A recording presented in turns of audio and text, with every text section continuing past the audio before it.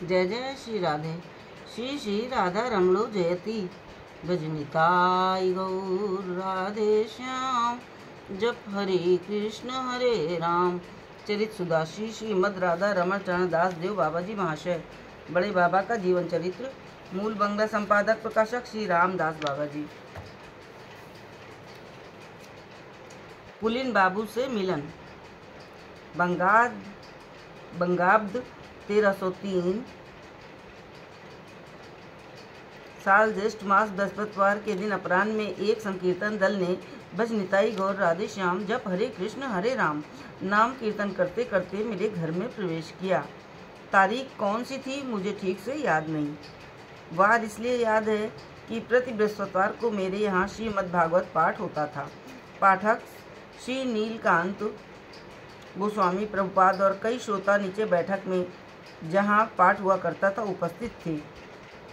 संकीर्तन की ध्वनि सुनते ही हम सब आंगन में आकर खड़े हो गए। इसी समय कलकत्ते में पहली बार प्लेग का प्रादुर्भाव हुआ। मोहल्ले मोहल्ले में कीर्तन का समारोह था।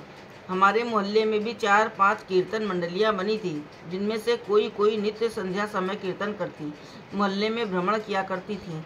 हमने पहले समझा कि उन्हीं में से कोई कीर्तन मंडली आई है, किंतु आंगन में आकर देखा कि कई अपरिचित बाबा जी कीर्तन कर रहे हैं। उस समय मेरी वैष्णव साधुओं पर तनिक भी श्रद्धा न थी। मेरी धारणा थी कि संसार में जितने अकर्मण्य, कर्तव्य विमुख, लक्ष्य शून्य और चरित्रहीन लोग होते हैं, वे ही साधु का वेश बनाकर अपनी इंद्रियों की तृप्ति के लिए श्रद्धालु मनुष्यों को ठगते फिरते हैं। किंतु मेरे बड़े भाई का भाव ठीक इसके विपरीत था। उनकी साधु, सन्यासी, ब्राह्मण और वैष्णवों के प्रति प्रगाढ़ भक्ति थी। हम लोग जाति के स्वर्ण वणिक थे। बंग देश के सभी स्वर्ण वणिकों को श्रीमन नित्यानंद प्रभु की अहेतु की कृपा के प्रभाव से वंश परंपरा से कृष्ण मंत्र की दीक्षा है। हमारा परिवार श्री नित्यानंद का परिवार है।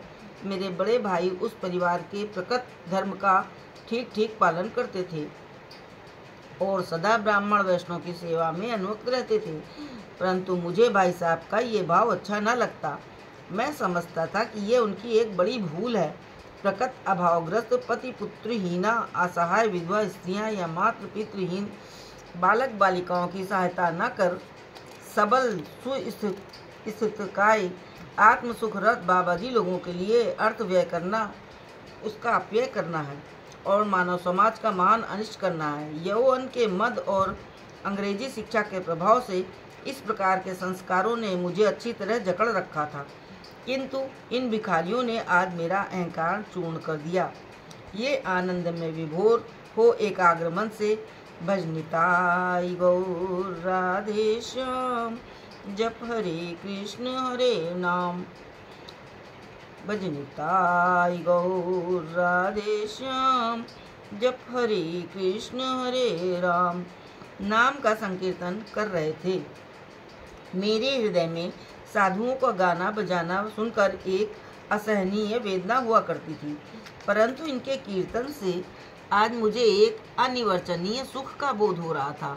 यद्यपि मैं निताई गौर राधेश्याम नाम का कुछ भी अर्थ नहीं समझता था, तथापि न जाने क्यों ये नाम मेरे हृदय को खींच रहा था। और उनका वो नृत्य, न जाने वो कैसा अलौकिक नृत्य था। मैंने अभी तक कभी बाबा लोगों के नृत्य से आनंद का अनुभव नहीं किया था। वैसे उनका नृत्य प्रायः देखता, पर उसी भावना की पूर्ति के लिए जिसकी पूर्ति के लिए लोग मंदिर का नाच देखते हैं। किंतु इनके नृत्य से मेरा मन आज न जाने क्यों एक दूसरे ही प्रकार से प्रभावित हो रहा था।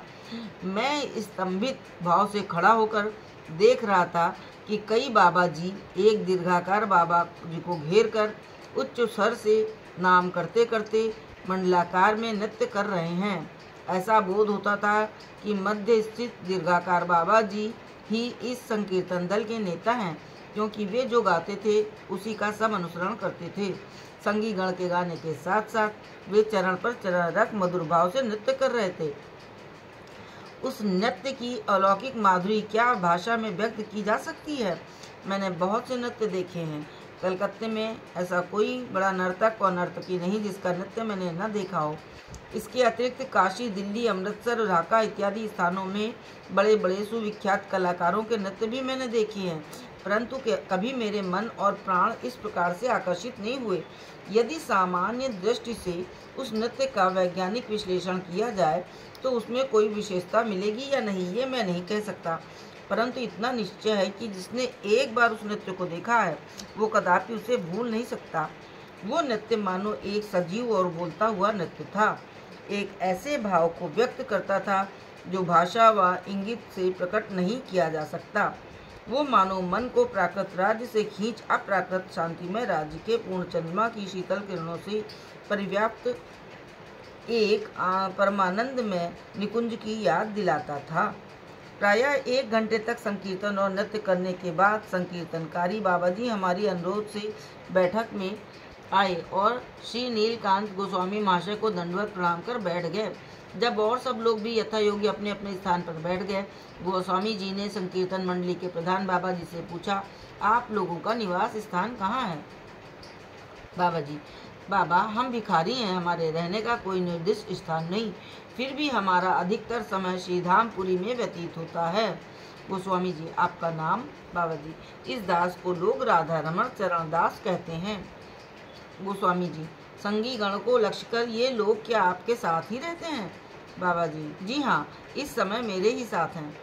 गोस्वामी जी, श्रीधामपुरी में कहाँ रहते हैं? बाबा जी, ऐसा कोई निर्दिष्ट स्थान नहीं, निताई चांद जिस दिन जिस स्थान पर रखते हैं उस दिन उसी स्थान पर रहना होता है।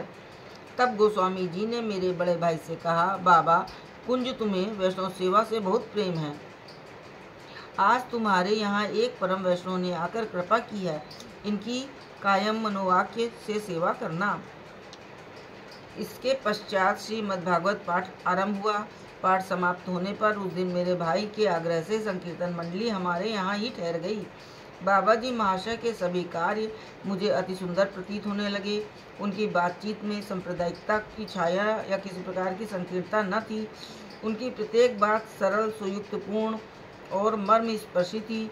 उनकी प्रत्येक युक्ति और प्रत्येक तत्व निर्णय में एक अनोखा मधुर भाव निहित था। वे प्रत्येक प्रश्न का उत्तर हंसकर देते थे।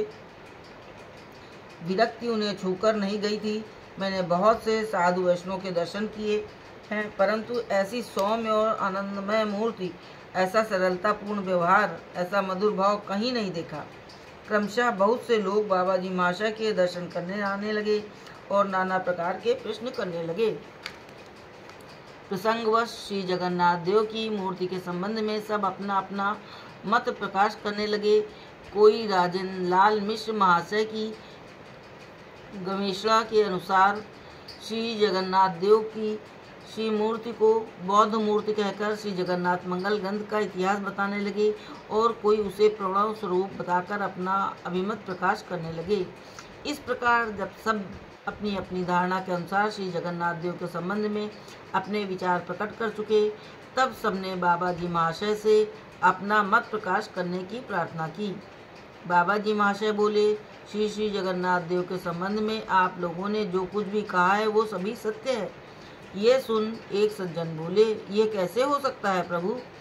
क्या परस्पर विरोधी मत भी कभी एक साथ सत्य हो सकते हैं? बाबा जी, हाँ हो सकते हैं। प्राकृत जगत की वस्तु में ही विरुद्ध धर्म नहीं हो सकते, परंतु भगवान में सभी कुछ संभव है। श्री जगन्नाथ देव के संबंध में आप लोगों ने जो कुछ भी कहा है वो विरोधयुक्त होने पर भी सब सत्य हो सकता है। जय जय श्री राधे। जय हो बड़े बाबा की। निताई गौर राधे श्याम। जपो हरे कृष्णा हरे राम।